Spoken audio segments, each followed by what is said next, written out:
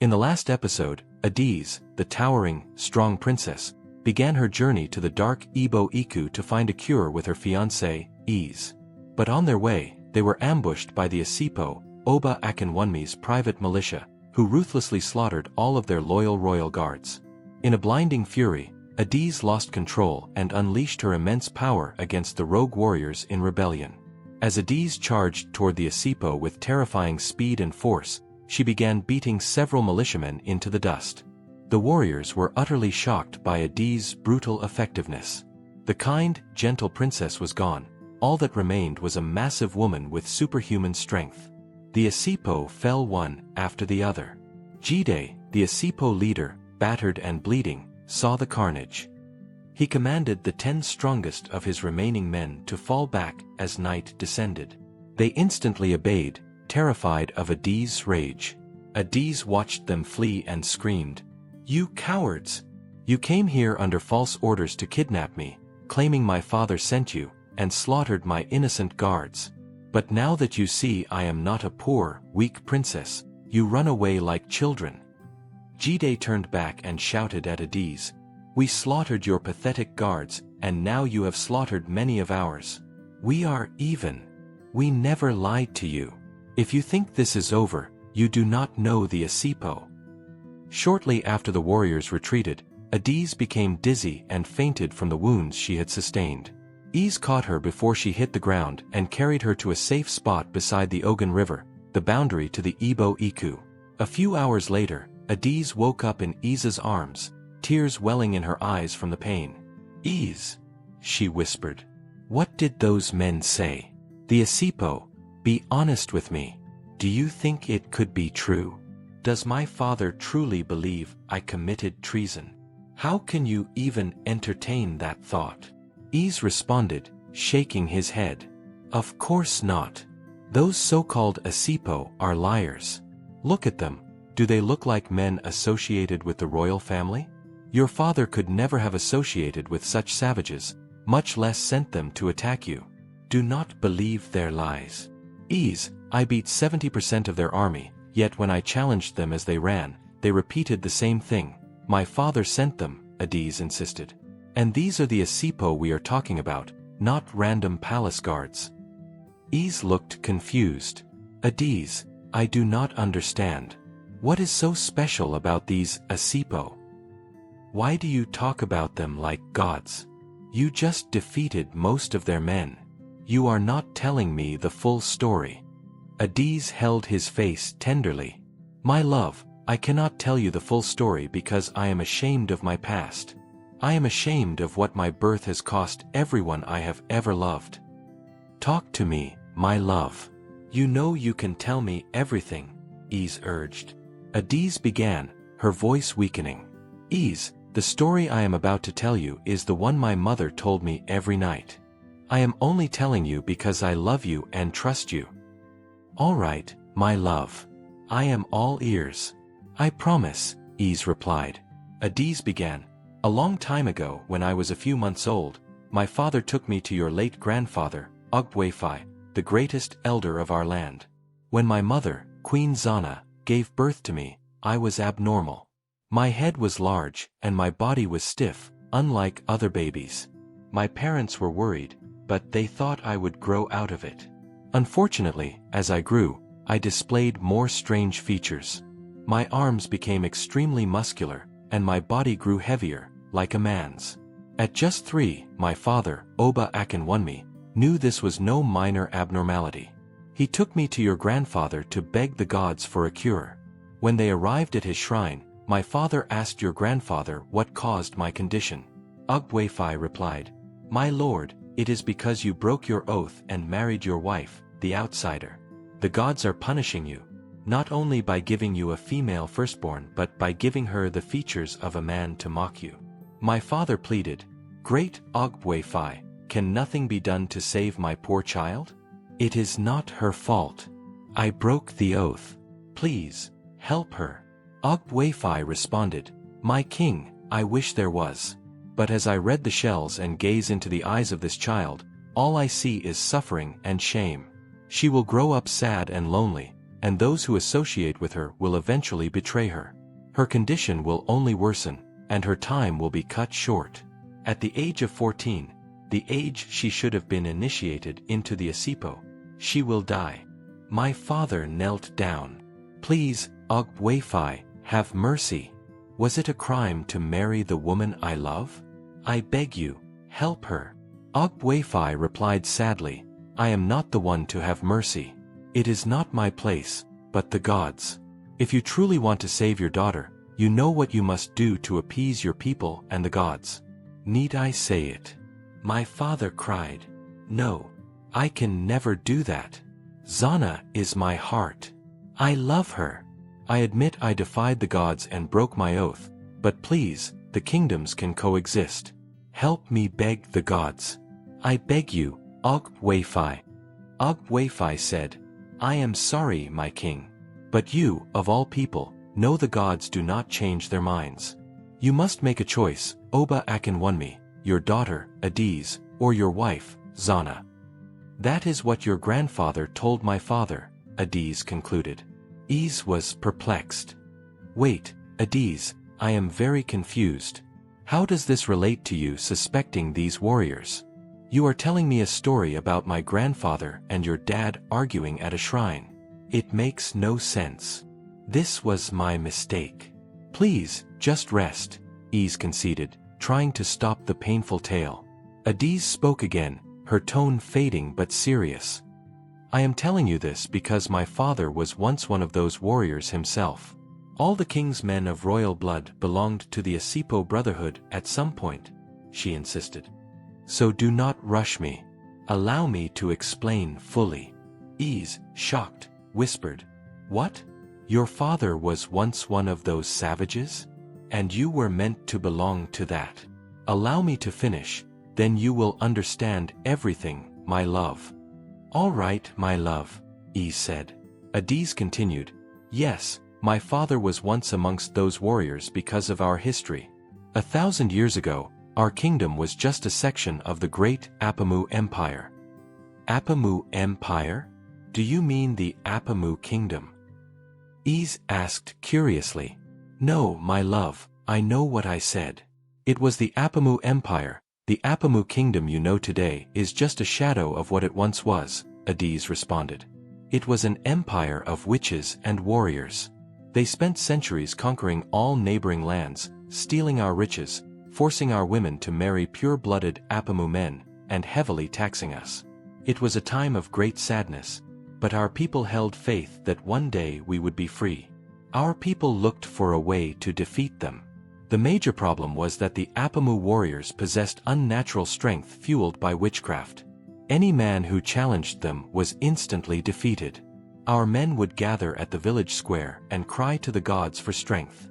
Some groups thought they received a revelation of power, formed resistance groups, and challenged the Apamu leadership.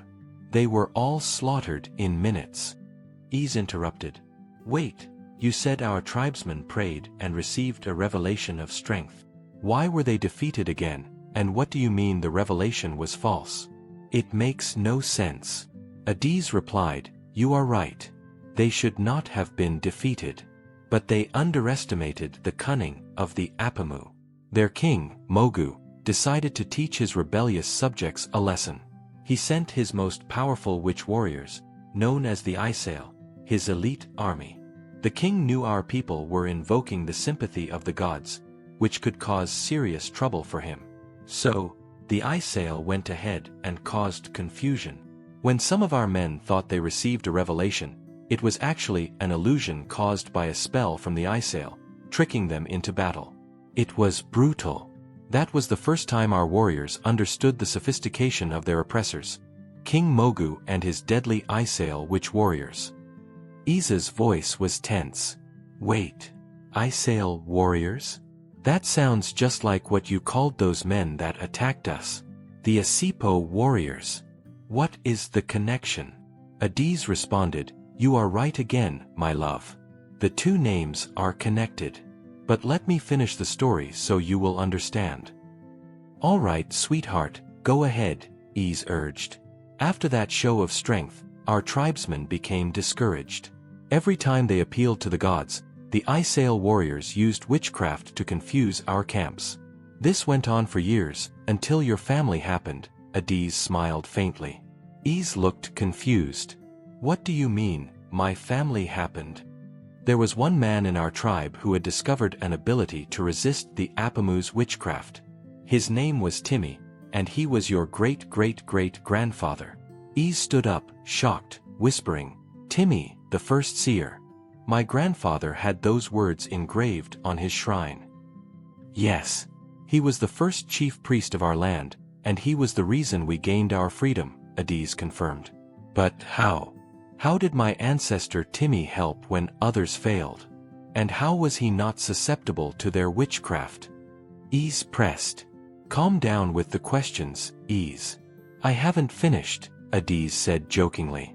This ancestor of yours, Timmy, was actually born a sickler, just like me, but his condition was far worse.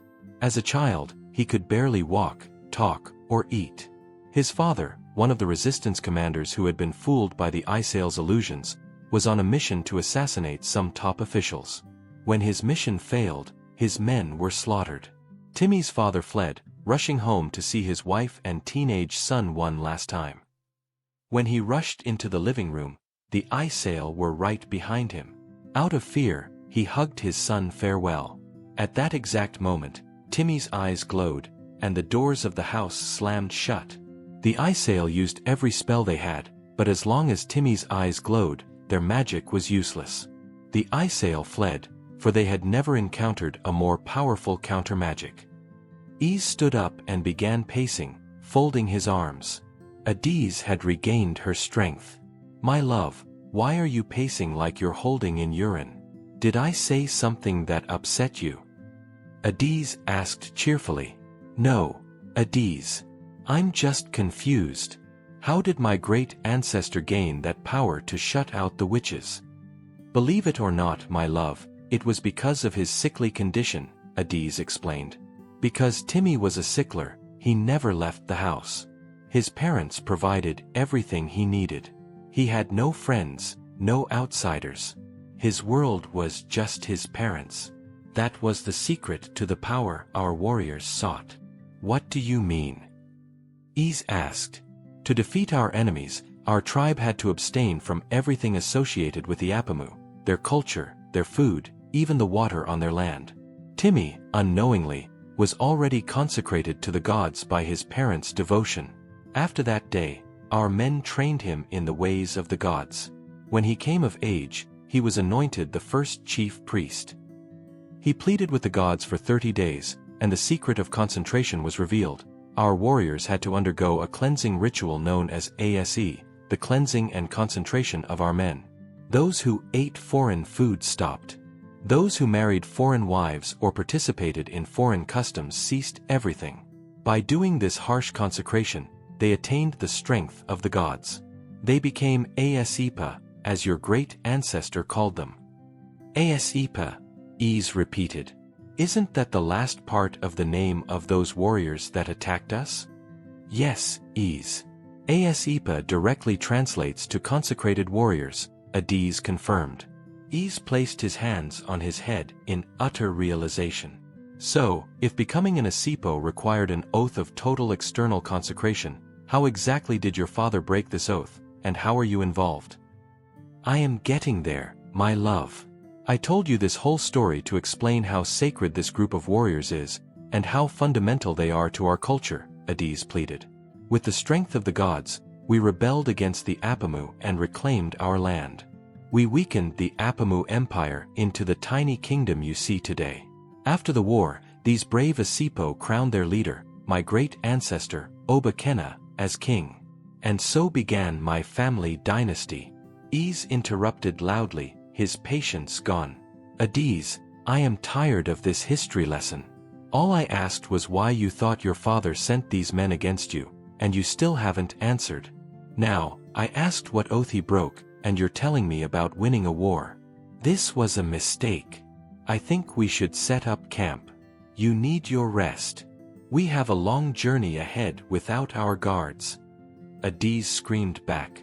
Would you just shut up and listen? You think this is easy for me? I told you all this so you would understand. Understand what, Adise? What are you hiding? Ys demanded. Adise's voice was shaky, tears finally streaming down her face. Ys. After my ancestor Oba Kenna became king, the status quo for 1,000 years was that the firstborn male child would inherit the throne, but he must first take a wife from our tribe to show maturity. What are you saying? Why was your case different? Ys asked gently. Adise rushed her final words. I was the firstborn child, and I was a girl, so the gods cursed me with a muscular, man-like body. I am saying my father broke the oath of the Asipo and took an outsider as a wife. And I am saying that my mother was of Apamu descent. Is's eyes froze in confusion and shock. He was speechless. An awkward silence stretched between them until Ys was finally about to speak. But they both heard the sound of marching horses coming toward them in the darkness. Adise stood up, but before she could brace herself, she and Ys were instantly surrounded by the remaining Asipo warriors and their leader, Jide. Cowards! What manner of ambush is this? Adise shouted. We are not cowards, princess, just good warriors, Jide replied. And the time to strike is now. Stand down and come with us as our captive, or risk facing all 10 of us in combat. Adise shifted her stance and charged Jide and the 3 warriors closest to him. She defeated the 3 warriors quickly, leaving her on top of Jide, her hand pressing his neck. Why are you doing this? What is your goal? Did my father really send you? She screamed, pressing his neck harder. Jide gasped. I told you, this is your father's wish. You, of all people, should know the Asipo are no liars. If you respect Oba Akinwunmi, turn yourself in. Adise pushed herself away from his body, realization dawning, but before she could think, she heard Ys groan in pain. She turned and saw him being manhandled by the 7 remaining warriors. Release him now. Or else, she yelled. Or else what? The warrior holding Ys taunted. I bet your little boyfriend isn't as strong as you. He's losing blood, and 1 punch from me would put him in the ground. If you want him to see tomorrow's sunlight, surrender now and let us take you to your father. Adise resumed pressing Jide's neck, speaking with authority. Look at your so-called leader. I defeated him and 3 of his brothers in seconds. I will make you a one-time offer. I will let Jide go, and you hand me Ys, and the Asipo live to fight another day. Or, you take what is behind door number 2. You lay another finger on Ys, and I kill every one of you and the Brotherhood here and now. What is it? The warrior laughed condescendingly. You think you can defeat all 7 of us? Our leaders are replaceable. But I bet your precious boyfriend Ys is not. How long did it take you to find a man who would love your ugly, disgusting body? Years, I presume. There is no way you are letting him die. Go ahead and kill our leader, and we will go ahead and kill your little boyfriend. Fear gripped Adise. She surrendered. All right, you win. Please let Ys go, and I will release your leader and come with you as your prisoner. Ys, in a faint voice, screamed. No, Adise. Don't do this. Whatever beating they want to give me, I can take it. For all we know, these men are hired assassins. Don't follow them. Adise replied sadly. I have to, my love. I can't risk your safety. I have to go with them. Adise stepped aside from Jide and knelt down, surrendering. The warriors rushed her, binding her in heavy chains, placing her and Jide's body on horses, and riding off into the moonlight. As Adise was carried away, she glanced back at Ys, beaten and bleeding on the ground. She turned away in sadness, unsure if she would ever see him again. All she could think was why her father had finally given in to the wishes of his brotherhood. She accepted her fate, determined to look her father in the eye and confirm if the Asipo were telling the truth. Little did she know, her sister, Ife, was pulling all the strings. Meanwhile, Ys lay helpless by the river. All he could feel was rage, confusion, and heartbreak. Adise had dropped a devastating truth about her family, and the very warriors from that history had just kidnapped her. Ys, depressed, refused to move, sobbing through the night. The next morning, Ys woke up in agony. His injuries had stiffened, and he cried out in pain for several minutes until he heard a shout from the other side of the river. "Who is that making that loud noise this early? Are you in the right state of mind?" A voice called out, "Please, help me. I am severely injured." "No one is around to help me," Ys yelled back. "Where are you? I can't see you," the person replied. Ys realized the voice was feminine. "Take your right and follow the sound of my voice. When you reach the biggest tree, stop and check behind it." The lady followed the instructions and saw Ys, bruised beyond imagination. In his noxious state, Ys mistook her for Adise. "My love, Adise. You came back to me." The lady replied, "No, I am not Adise. My name is TT."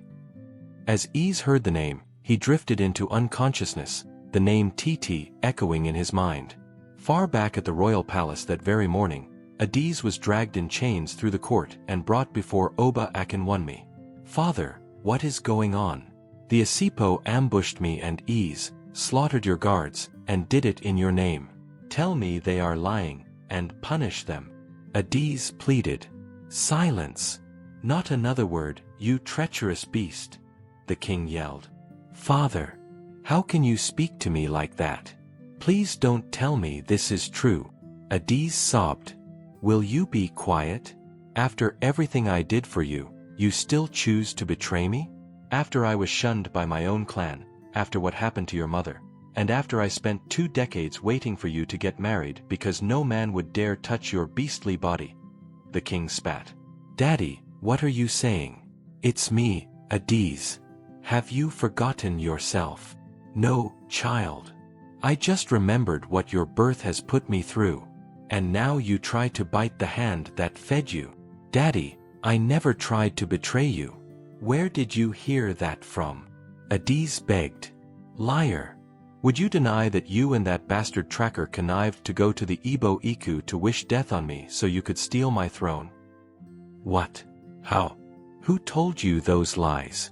Adise asked desperately. "If you mean who alerted me to your dubious plans, then I have your junior sister, Ife, to thank, because, unlike you, she has shown me true loyalty."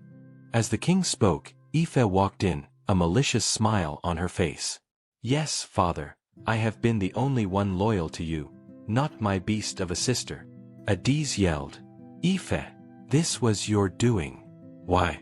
Father, you have to believe me. Ife did something to frame me." "It's a lie," Ife screamed. "Enough, father. Enough with her lies. Send her to the dungeon already. Not 1 minute more for this traitor." The king's voice was fierce. "Very well, my Asipo. Take my treacherous daughter to the royal dungeon. Lock her up and throw away the keys. I never want to see her ugly face again." Adise began crying profusely. "Daddy, please. It's Ife. It's always been Ife," she screamed as the warriors dragged her to the dungeon and locked her in a cell. Crying uncontrollably, she realized she had abandoned Ys near the river. She prayed he made it out alive, unaware that her former friend, Titi, had come to his rescue. Titi carried Ys to her house to treat his wounds. Her parents, about to leave for their poultry farm, saw her. "Titi, who is this man you brought home?" her father asked. "Father, I found this man lying almost dead near the river. I could not let him die," Titi responded. "Let me get this straight," her father said. "You found this random, battered man on the road, and you want to bring him home and become his personal nurse?" "Yes, Daddy, I am saying that," Titi replied. "Father, ever since I came back from that night, I have felt extreme guilt. Perhaps this is my chance to make amends and obtain forgiveness from the gods." "Oh, please, Titi. Not this again," her father scoffed. "That story about killing palace guards is a figment of your imagination.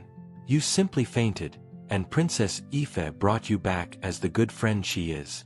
Stop talking about her forcing you to commit abominable acts. Father, if you believe anything that evil princess told you, then you are a bigger fool than she thinks. Titi shot back. Her mother intervened. That is enough, Titi. You are out of line. How dare you talk about your princess like that? The royal family gave us everything. If not for Princess Ife, we would still be begging on the streets. And you want to throw all that away for a crazy dream and a dying stranger? I am not naive, Mother. I know what happened to me was no dream. The fact that you won't even consider my story because we owe Ife for our money tells me you sold your soul to that girl a long time ago. Enough, Titi. As you can see, your father and I are going to the farm. Do what you want with this man, but by the time we return this evening, we do not want to see him anywhere near our house, her mother warned. Titi carried Ease into the home and began treating his injuries. Ease slept soundly. Towards evening, he woke with a jolt, smelling food cooking. Where am I? Ease exclaimed, waking alone in an unfamiliar parlor, covered in medicinal herbs. He forced himself up. Hello. Hello. Is anyone home? How did I get here? Titi rushed out of the kitchen. Ease. Thank the gods you're finally awake. How are you feeling? I'm fine. And who are you exactly? Ease asked. It's me, Titi, the girl you met beside the Ogun River. Don't tell me you've forgotten. Titi, you say? I can't remember much, but yes, I think I remember hearing your name. How do I know you?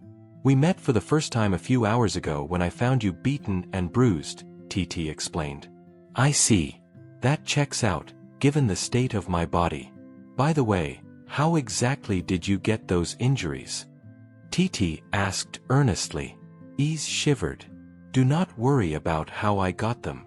Just know that I'm grateful you took me in. You are avoiding my question, Titi insisted. I deserve to know what happened since I just saved your life. Ease caved. All right. I was traveling to the Ibo Iku with the love of my life, Princess Adiz, when a group of giant men on horses attacked us. They ambushed us and slaughtered her royal guards. Wait, Princess Adiz? You called her the love of your life? Titi interrupted. Yes, I did. Any problems? Ease replied. No, there isn't. And what did you say your name was again? Titi asked. I never got to tell you. It's Ease, he replied. You wouldn't happen to be a tracker, would you? Titi asked. As a matter of fact, I am a tracker. How did you know? Just a hunch, Titi replied jokingly, but her mind raced. Ease is the suitor. That is why Ife sought out my aunt. But she wasn't sure Ife orchestrated the attack. She kept listening. Ease continued. Luckily, Princess Adiz was able to unleash her strength on the warriors, defeating the majority of them. But not before they told us it was the king himself who sent them after her. Titi interrupted. Wait, are you telling me that Oba Akinwunmi sent bounty hunters after his own daughter? That's a serious allegation. I know. I didn't believe it, but then Adiz started believing it, and now I don't know, Ease admitted. Ease, are you sure those bounty hunters said they were acting in accordance with the king's orders? Yes, Titi, that is exactly what I am saying. Titi's mind flashed back to the shrine and the ritual to manipulate the king's mind. But the injuries. If Adiz defeated them, why was her lover alone and injured? And what happened to Adiz? Ease, something doesn't add up, Titi said openly. How did you get your injuries, and why were you alone when I found you, since Adiz defeated them? That was because later that night, when we were near the river, the bounty hunters who escaped returned for a second ambush. But surely Adiz must have still dealt with them, even with fewer numbers, Titi said. You are right. She was doing that, until some of them ambushed me, held me hostage, and threatened Adiz that they would kill me if she didn't surrender, Ease choked, sobbing. My love, Adiz, felt she had no choice and surrendered to them in exchange for my life. That was the last time I saw her. it's all my fault. Titi responded with shame. No, Ease, it's my fault. What do you mean? Ease asked. You might not know this, but Adeze and I were once best friends. And I think I betrayed her, Titi admitted. A deep silence fell. Ease's face filled with a giant frown. What do you mean you betrayed her? Are you telling me you sent those men after us? Ease screamed. No, that's not exactly what happened, but I might have had a hand in it. A few days ago, Ife, Adeze's sister, came to me to help her take down her sister because Adeze was about to get married to you and inherit the throne, something Ife always wanted. Ife, Adeze's sister? No wonder she hated me. She has always been jealous. Ease realized. Yes, you are spot on. I ended up helping her contact a powerful sorceress, and I think that has something to do with why the king sent those bounty hunters. So you believe Oba Akinwunmi actually sent those men? Ease asked intensely. Yes. Ife had the sorceress grant her the power to sway the king's mind, and I think this attack was her first test of that power. Why are you telling me this? Ife came to you because you share a hatred for Adeze, so why? Titi responded sadly. Because even though Ife was the one who wanted to bring Adeze down, I was the one who gave her the idea of manipulating the king's mind, and I agreed to take her to the sorceress in the first place. 3 innocent guards lost their lives to pave our way, and I haven't slept since that day. This is all good, and I appreciate you coming clean, but all this doesn't change the fact that Adeze is still being held captive by the king, and we have no way to save her, Ease stressed. You are right, it doesn't. But I think I know what can be done to save Adeze, Titi replied. Have you heard about the egg in the Ibo Iku? Yes, of course. That's where we were headed to find a cure for her size. The shrine there grants any wish. Ease exclaimed. That's the genius plan. We go there and make a wish to break the king's enchantment by Ife. Titi affirmed. We have to act fast before the king unknowingly does something he will regret. Ease said, getting up and warming up his body. Suddenly, Titi's parents returned. Her father shouted, Titi, you kept this man here until evening, going against our instructions. Dad, I couldn't send him away before he recovered. If only you cared about other people the way you care about Princess Ife. Titi cried. How dare you speak to me like that? Have you gone mad? Her father yelled. Ease interrupted. Please forgive her. I am sorry I stayed this long. I'll be on my way now. Ease walked out, intending to head home. Ease. Wait. Titi called. Let me join you so we can plan how to stop this madness on the way. She ran after him. Her parents desperately called her back, but she refused to heed their call.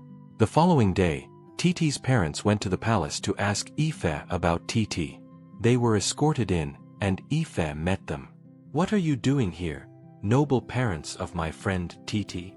Ife asked. It is about your friend, princess, Titi's father replied.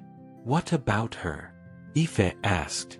She ran away with a wounded man yesterday night, and we haven't seen her since. A wounded man, you say? Can you give me a more detailed description? Ife asked suspiciously. Yes, princess. He was a young, handsome man, dressed in tracker's attire, and he had injuries all over his body, like he just came back from a battle, Titi's father replied. Ife paused in shock. And where exactly did Titi find this wounded man? By the river demarcating our kingdom from the Ibo Iku, my liege, Titi's father replied. Ife instantly knew the man was Ease, and Titi was with him. This could be a threat to my new power, she thought. She dismissed Titi's parents, promising to find their daughter. Later that night, she summoned Jide, the Asipo leader. When he arrived, they met outside. Jide immediately rushed her, kissing her passionately. Ife, my love. I'm so glad you called me so we could spend some time alone. What do you have planned? Jide asked. Ife pushed him away. You said you love me, Yet you did not do what I asked. What are you talking about? I have done everything. Then why did you not kill the bastard tracker that was with my sister? Ife demanded. My love, keeping him alive was the only way we could force Adiz to surrender and become our captive. But now Adiz is imprisoned, we can go after that tracker and ensure your future as our next queen, with me by your side as your husband, Jide vowed. Very well. Tomorrow is the day you put your sword where your mouth is. But I will follow you, so you don't mess it up again. Ready your asipo for tomorrow. We hunt the tracker. Thank you for watching this story. I am grateful for all who waited for part 3. This thrilling story is a 5-part saga, and you have seen the first 3. We are almost at the end of this beautiful, heart-wrenching tale. If you would like me to make a part 4 and continue this saga, comment part 4 below and share this video. Also, hit the like button and subscribe to the channel so you'll be the first to be notified when the next video drops.